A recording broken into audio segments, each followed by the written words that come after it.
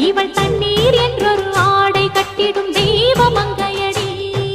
தையம் தீயம் தக்கு சீயம் தக்கு தையம் தீயம் தக்கு சீயம் தக்கு தையம் தீயம் தக்கு சீயம் தக்கு தையம் தீயம் தக்கு சீயம் தக்கு தை பொங்கல்